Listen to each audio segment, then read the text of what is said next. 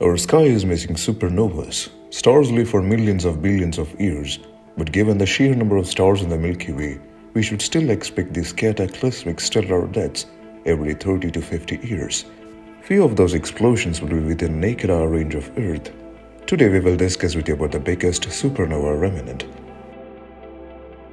Welcome back to Signature's Life and you're watching Signature's Science.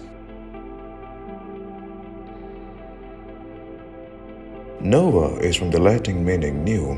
Over the last 2000 years, humans have seen about 7 new stars appear in the sky, some bright enough to be seen during the day until they faded after the initial explosion.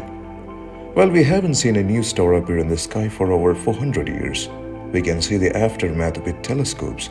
Supernova remnants, the hot expanding gases of stellar explosions. Supernova remnants are visible up to 150,000 years before fading into the galaxy. So, doing the math, there should be about 1,200 visible supernova remnants in our sky, but we have only managed to find about 300. That was until Huygens was recently discovered, named after the hometown of first other scientist Werner Becker, whose research team found the supernova remnant using the Eroista All-Sky X-ray survey. Huygens is one of the largest supernova remnants ever seen. The supernova remnant spans 4 degrees of the sky, 8 times wider than the full moon. The obvious question, how could astronomers not have already found something that enormous? Huygens is not where we typically are looking for supernova. Most of our supernova remnant searches are focused on the plane of the galaxy toward the Milky Way's core, where we would expect to find the densest concentration of older and exploded stars. But Huygens was found at high latitudes off the plane of the galaxy. Furthermore, Huygens hides in the sky because it's so large. At this scale, the supernova remnant is difficult to distinguish from other large structures of dust and gas that make up the galaxy known as the Galactic Cirrus. It's like trying to see an individual cloud in an overcast sky. The Galactic Cirrus also outshines Huygens in radio light, often used to search for supernova remnants, forcing Huygens to hide in the background. Cross-referencing with older radio sky surveys, the research team determined Huygens had been observed before but was never identified as an supernova remnant due to its comparatively faint glow in radio.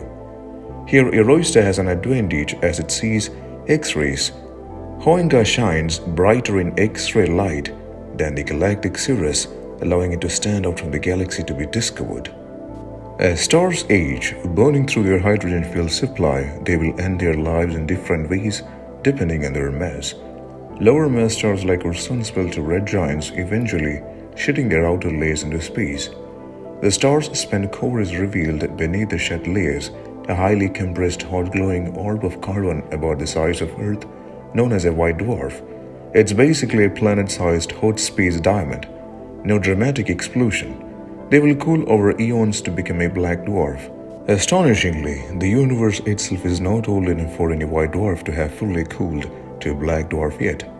99% of stars will end their lives this way.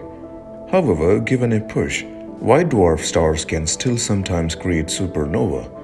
White dwarfs are generating new energy rather than their bleeding of residual heat into space. However, if entangled by gravity in a binary pair with another star, material from the companion star can be drawn onto the white dwarf.